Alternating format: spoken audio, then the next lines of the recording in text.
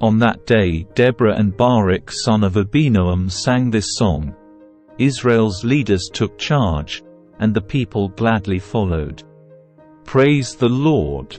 Listen, you kings! Pay attention, you mighty rulers! For I will sing to the Lord. I will make music to the Lord, the God of Israel. Lord, when you set out from Seir and marched across the fields of Edom, the earth trembled, and the cloudy skies poured down rain. The mountains quaked in the presence of the Lord, the God of Mount Sinai, in the presence of the Lord, the God of Israel. In the days of Shamgar son of Anath, and in the days of Jael, people avoided the main roads, and travelers stayed on winding pathways. There were few people left in the villages of Israel, until Deborah arose as a mother for Israel. When Israel chose new gods, war erupted at the city gates. Yet not a shield or spear could be seen among 40,000 warriors in Israel. My heart is with the commanders of Israel, with those who volunteered for war. Praise the Lord! Consider this, you who ride on fine donkeys, you who sit on fancy saddle blankets, and you who walk along the road. Listen to the village musicians gathered at the watering holes. They recount the righteous victories of the Lord and the victories of his villages in Israel. Then the people of the Lord marched down to the city gates. Wake up, Deborah! Wake up! Wake up, wake up, and sing a song. Arise, Barak! Lead your captives away, son of 𝗵𝗡𝗏. Down from Tabor marched the few against the nobles.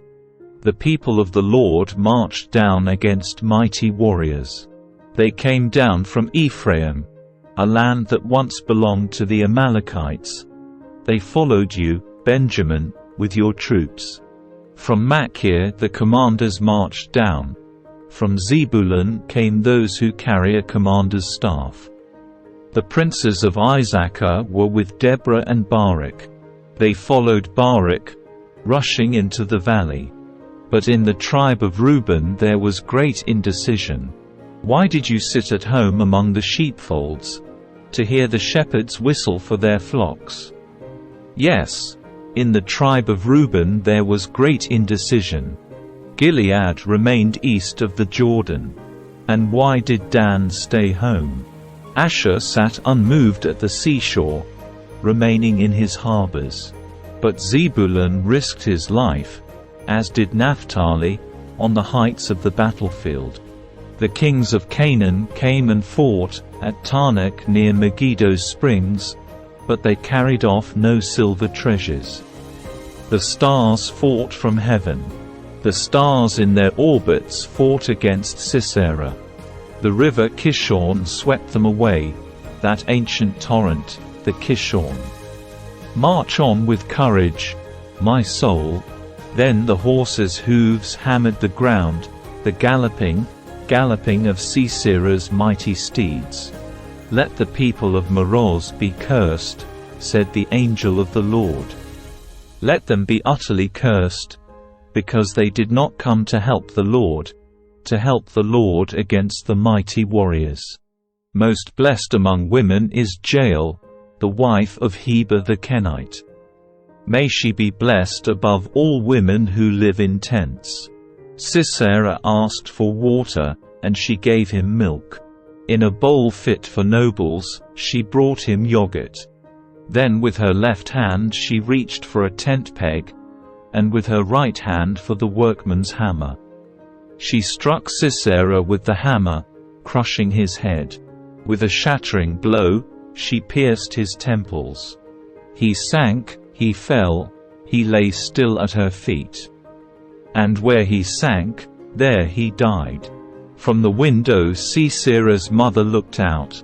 Through the window she watched for his return, saying, "Why is his chariot so long in coming? Why don't we hear the sound of chariot wheels?" Her wise women answer, and she repeats these words to herself. They must be dividing the captured plunder, with a woman or two for every man. There will be colorful robes for Sisera, and colorful, embroidered robes for me. Yes, the plunder will include colorful robes embroidered on both sides. Lord, may all your enemies die like Sisera, but may those who love you rise like the sun in all its power.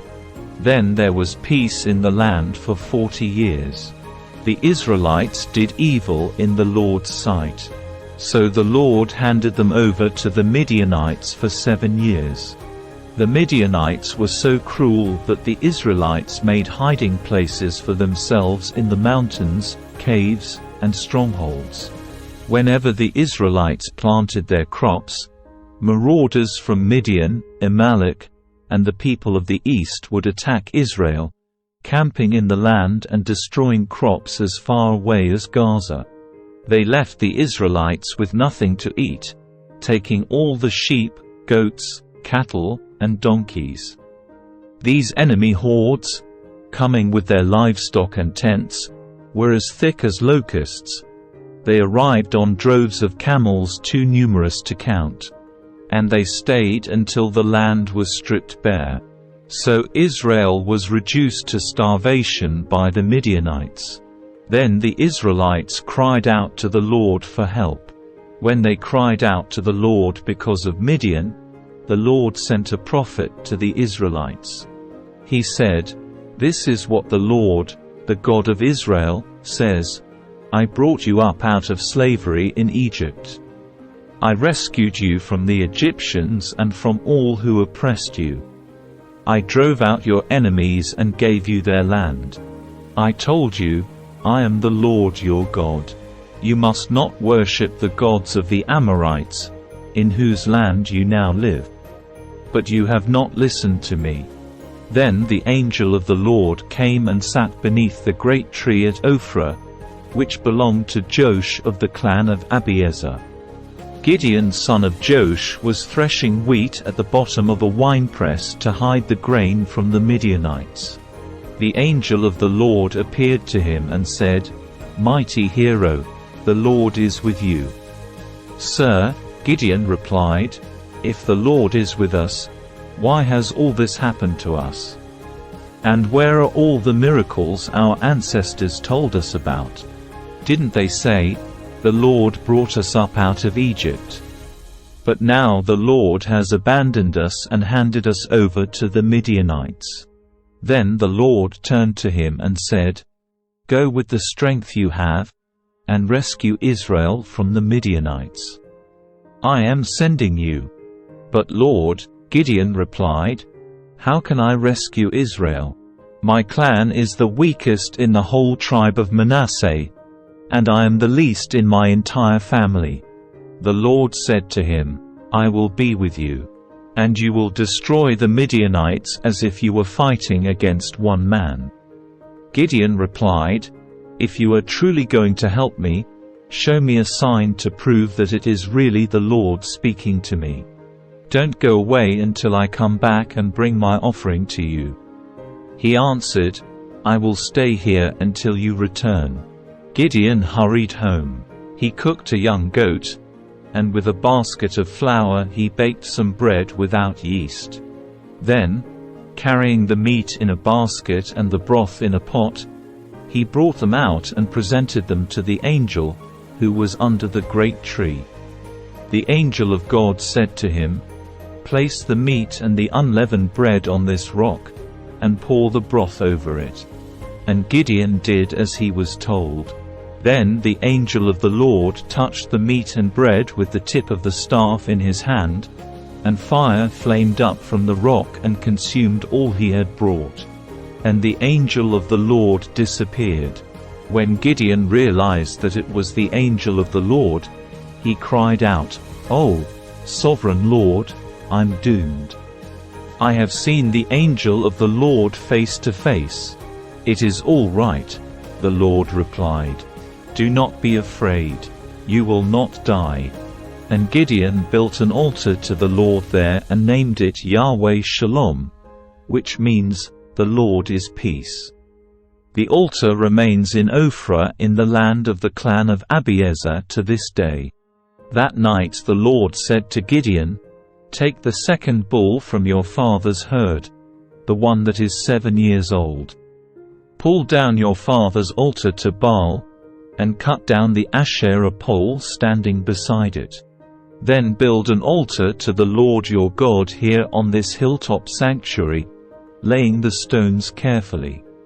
Sacrifice the bull as a burnt offering on the altar, using as fuel the wood of the Asherah pole you cut down." So Gideon took 10 of his servants and did as the Lord had commanded. But he did it at night because he was afraid of the other members of his father's household and the people of the town. Early the next morning, as the people of the town began to stir, someone discovered that the altar of Baal had been broken down and that the Asherah pole beside it had been cut down. In their place a new altar had been built, and on it were the remains of the bull that had been sacrificed. The people said to each other, "Who did this?" And after asking around and making a careful search, they learned that it was Gideon, the son of Joash. "Bring out your son," the men of the town demanded of Joash. "He must die for destroying the altar of Baal and for cutting down the Asherah pole."